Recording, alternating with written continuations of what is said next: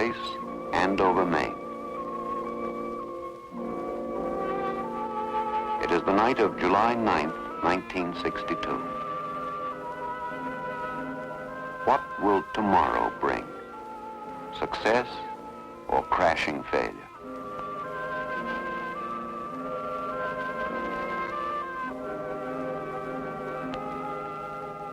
Telephone men drive through the lonely hills of Andover to make final tests on the electronic gear that may or may not find and communicate with a tiny spinning globe thousands of miles in space. In all too few hours, the satellite named Telstar will rise from a Florida beach. All operators, man your stations and monitor conference 1. The men of Andover are betting on tomorrow. This is the director. Let's start the system status check. System check for mission 1, starting at 22:45:37 UT. Command tracker report. Command ops ready. Precision track report. Precision track ready. TEG report. TEG ready. Data ops report. Data ops ready. Receiver report. Receiver ready. Transmitter. Transmitter is ready. Director, this is ground control. Come in, ground control. Ground control is ready. Roger. Director, this is communications control. Come in, communications control.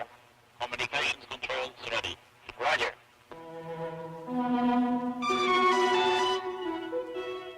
Poised on its rocket at Cape Canaveral is the incredibly complex globe, 34.5 inches in diameter. Telstar, waiting. Status report from the horn. Antenna ready. Check. Another horn focuses on the sky at Holmdel, New Jersey, the horn that first caught signals from the Echo balloon. In the pre-launch hours, a second group of telephone scientists make ready. Receiver operating satisfactory.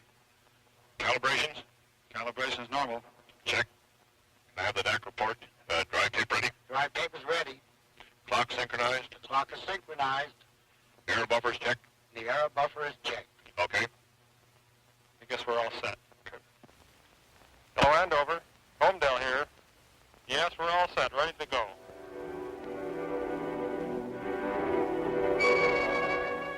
Fleurmeur-Baudoux, Brittany, France. Across the Atlantic, too, there is quiet expectancy. In this corner of historic countryside, months of intense activity, of consultation and construction, are focused on a few crucial hours. Here, beneath its ray dome, waits another great horn antenna, sister of the one at Andover. Across the channel at Goonhilly Down in Cornwall, the British antenna is also poised on the predicted path of Telstar.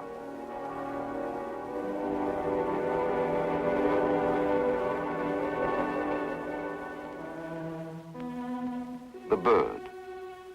This focal point of concentrated attention on both sides of the Atlantic will be the first active communication satellite in space, if all goes well. All stations report for communications check. Antenna? Antenna here. At Cape Canaveral, private industry and government work shoulder to shoulder under a unique arrangement. In this project, the satellite was built, the launch bought and paid for by Bell Telephone. Run number 4758. Bell Labs men are old hands at Canaveral. Their job? Guidance control, putting satellites into exact orbits. Clear plotting board. Plotting board clear. Guidance control, this is radar control. The radar is ready to acquire the missile. Roger. Radar control, stand by. We should be picking up terminal count in a few minutes. Roger. This is spacecraft test control. All spacecraft test positions, please report ready. Nearby, in adjacent vans, is Telstar control. The telephone men who must make certain that the sphere is in prime condition up to and through its launch. Telemetry is ready. Console is ready. Tracker is ready. Spacecraft advisor, this is Telstar control. How do things look in the mission control center? Telstar control, this is spacecraft advisor. status is go. The mission director just gave a go to the blockhouse. Mission direct that the launch direct... The launch itself will be under the direction of the National Aeronautics and Space Administration. On all stations, spacecraft mission is go. On the blockhouse firing line, a fourth team. Again, NASA and Douglas Aircraft and Aerojet backing up the Bell system. For all, a common target, a mutual objective. Telstar receives the sheathing that will protect it in the abrasive journey through Earth's atmosphere. Launch is set for 3:35 a.m. Eastern Standard Time. The launch vehicle is the 90-foot three-stage Delta, successful in 9 space ventures. The final count is coming up. All systems are green. At all sites, the word is go. This precise moment has been a long time in the making. As early as 1954, at the Bell Telephone Laboratories in Murray Hill, New Jersey, the possibilities of satellite communications had been foreseen by Dr. John R. Pierce. Although 3 years were to pass before Sputnik 1 rocked the world, Dr. Pierce's ideas helped spark the search for Telstar. Even then, there was little doubt of the eventual need for improved means of communicating overseas. Across the United States, microwave towers dot the horizon. Great volumes of messages and TV shows can be flashed from point to point, supplementing other landlines to help provide the communication channels the nation requires. But when the ocean is reached, there are no towers. A tower in this ocean tall enough to do the job, or a string of towers, is obviously impractical. But if such a tower could fly, then Americans and all the people of the world would have an exciting addition to their communication toolkits.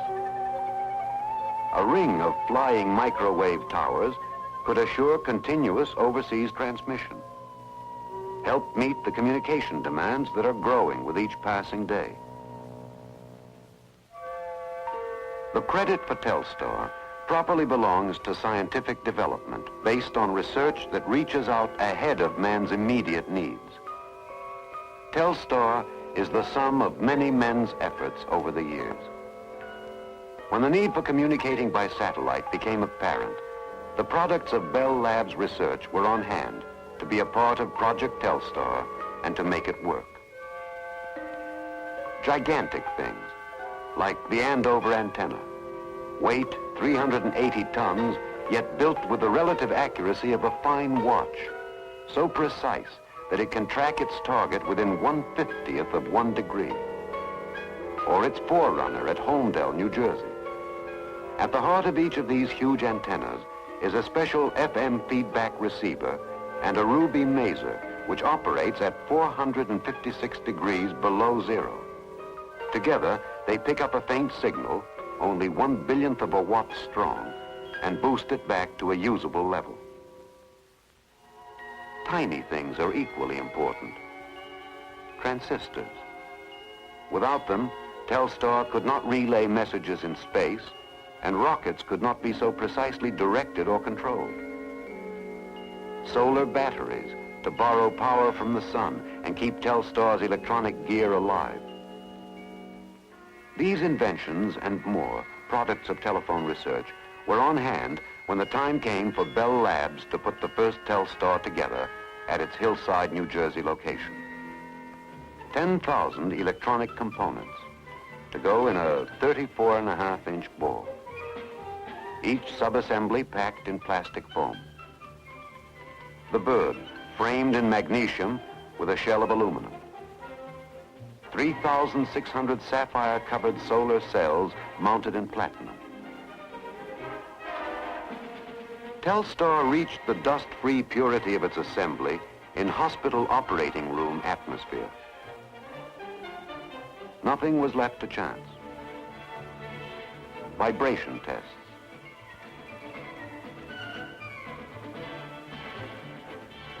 Transmission tests in a simulated space chamber. solar battery tests under artificial suns.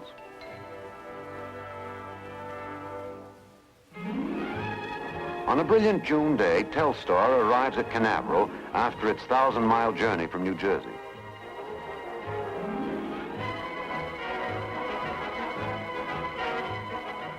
Security police form its escort. Missiles and payloads are royalty at Canaveral. Telstar rides in a special air-conditioned truck. Behind it are years of unremitting labor.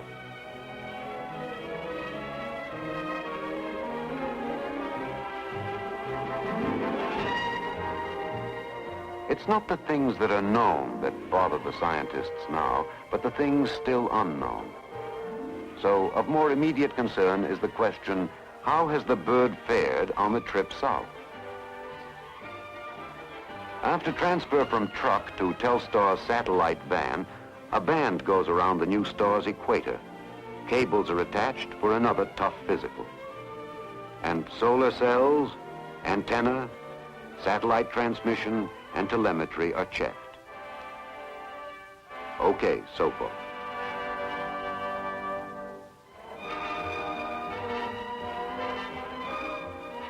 Smoothly fitting into the timetable, Douglas starts the movement of its booster onto the launching area and into the gantry. The meticulous, time-consuming seating of the rocket on the pad begins.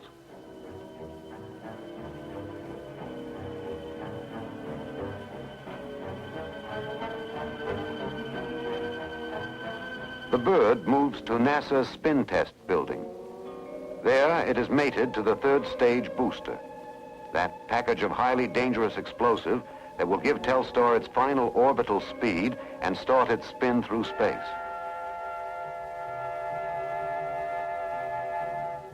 Spring steel coils tightly, ready to thrust the bird from its nest.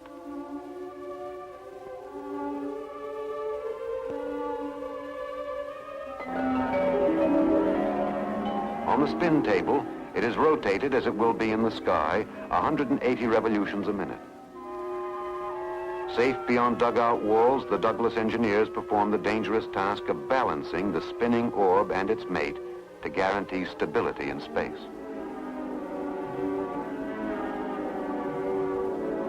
Again, the band and the cables. Again, check and recheck. Spin test antenna, to Telstar antenna, to Telstar control. Check and recheck.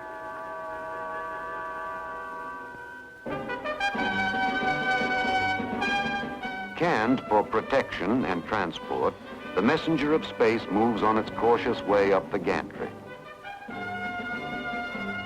Telstar weighs in at 170 pounds.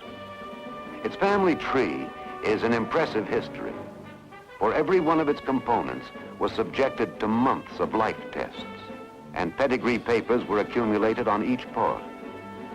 With this sort of survival of the fittest approach, Telstar should have the makings of a champion. It's a $1 million baby, and every move it makes is watched by anxious guardians. Third stage and satellite lower gently to a mating with the second stage, mark to mark.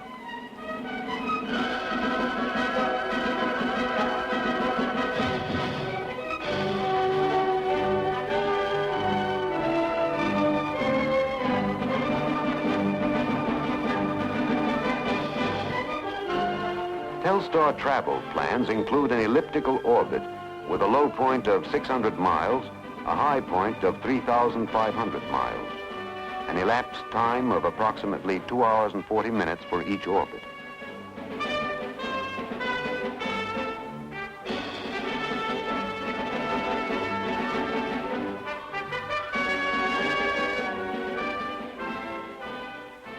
Again, the cables are attached for one last examination. Check and recheck.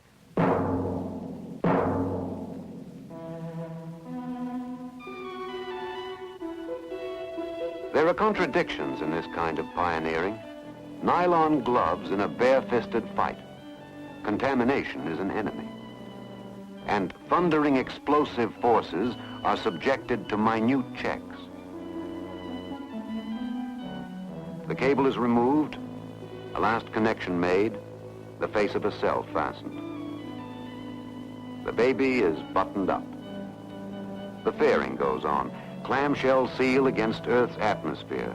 Pea pod to be tossed aside in space. No more check and recheck.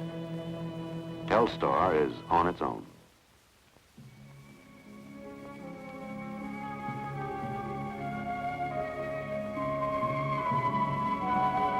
Day merges into night.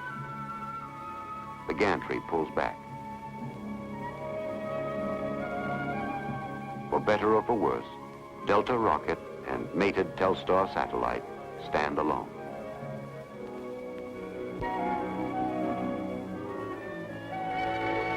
Now the order comes, clear the area.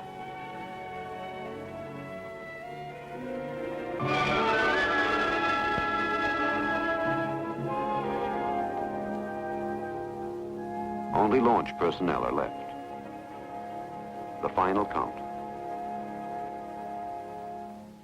Stand by to pick up the count on my mark. 4 separate groups linked by a communication system. Bell Labs guidance, Telstar control, NASA's mission control, and NASA, Douglas, and Aerojet in the blockhouse. Launch director to mission director. Mission director here. Would you give me the mission status, please? The mission is go.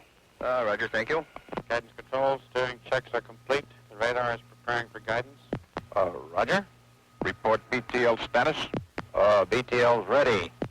Launch director, we have received clear to launch. Minus 50. Start remote camera number 1. Started. Close blockhouse vents. Close. Console, start camera and mic tape recorders. Camera and mic tape on. Minus 10, 9, 8, 7, 6, 5, Open solo fuel. 3, 2, 1, 0. Start.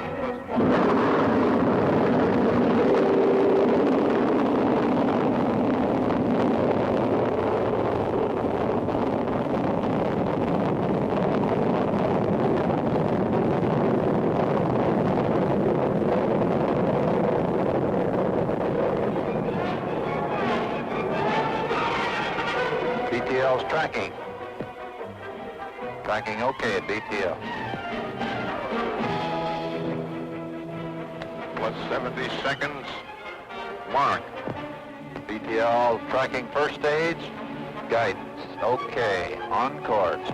Pitch up signal at this time.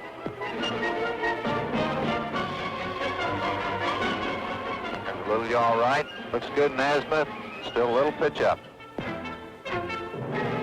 Sequence 2, sequence 3, sequence 4. Separation? Very good. Spin up and burnout have been reported. Andover, this is Telstar Control at Canaveral. We've got good news. Downrange station Antigua reports third stage burnout scene. Doppler track at the Cape looks good. I think we've got our orbit.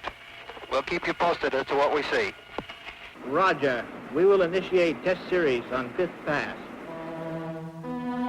When pinpoint orbit was assured, Cape Canaveral said to Andover, "We put it up there. Now you find it and talk to it." The big task begins. Command tracker, precision tracker, bighorn, fasten on Telstar's predicted path. Seeking, searching for an infinitesimal speck in space, racing along at 16,000 miles an hour, like finding a golf ball over 200 miles away. Director, this is ground control. Mission state established. Roger. Station is in mission state and search condition. Operators hold on this line pending satellite expected rise time. Sending station identification.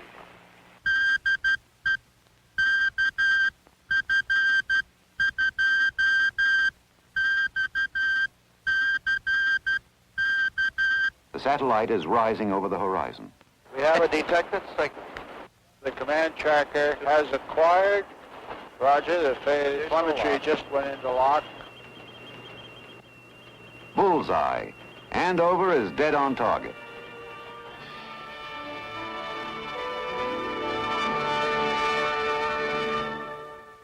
With the newsmen of press and television looking on, the experiment is out in the open, in the American way. Fail or succeed, the chips are down. Fail or succeed, the presses will roll, the television cameras scan the event. Will Telstar work?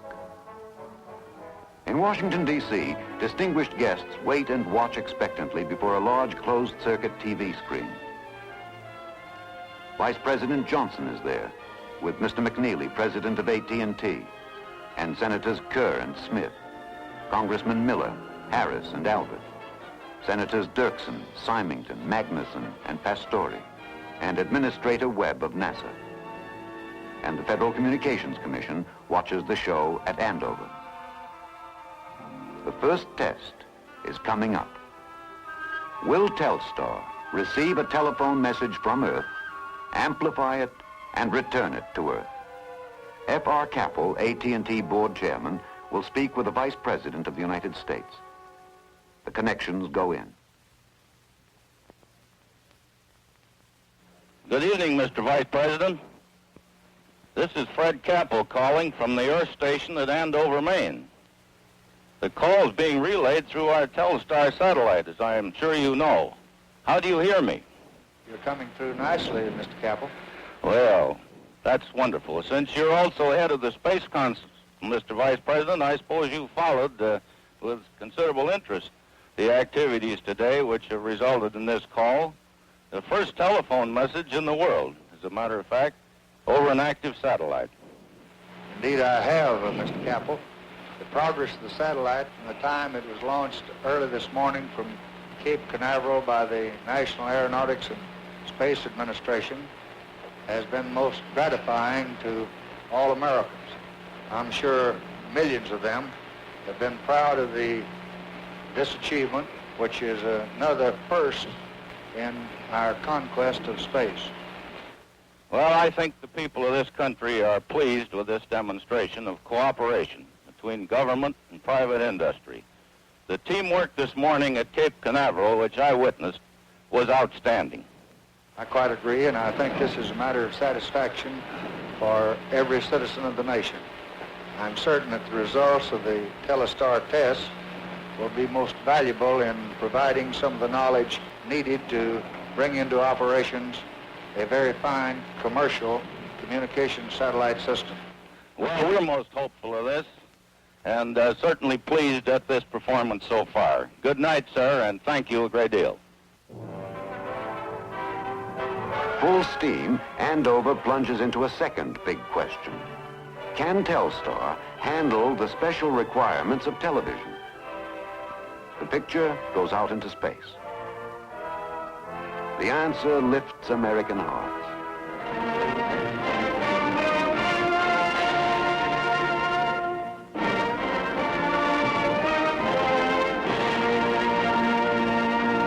Then a bonus, a surprise, an unexpected first. Capture, have they been on the Joe? We just get an announcement right now. The French station has the picture. It's an excellent, clear picture. You mean we've made an international telecast, We've made an Gene? international telecast. Well, let me congratulate you.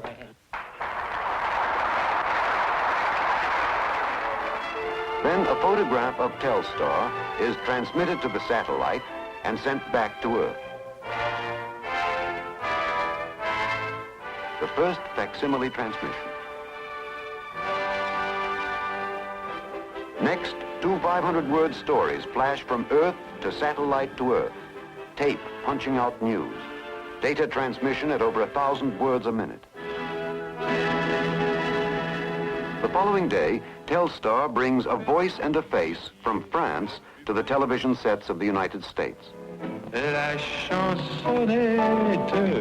next Telstar pass, we receive the dry understatement of our English cousins. On my immediate left, I have John Taylor, who is in charge of our space research and development. The first international telephone calls are between AT&T President Eugene McNeely and communication officials in France and England. In an historic first, President Kennedy's news conference is televised overseas. I understand that part of today's press conference is being relayed by the Telstar communications satellite to viewers across the Atlantic, and this is another indication of the extraordinary world in which we live. So we're glad to participate in this operation developed by private industry, launched by government in admirable cooperation.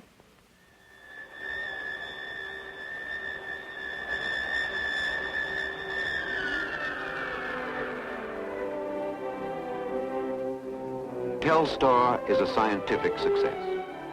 More than that, it carries with it, through space, the hope that someday all men will see and talk to each other as friends.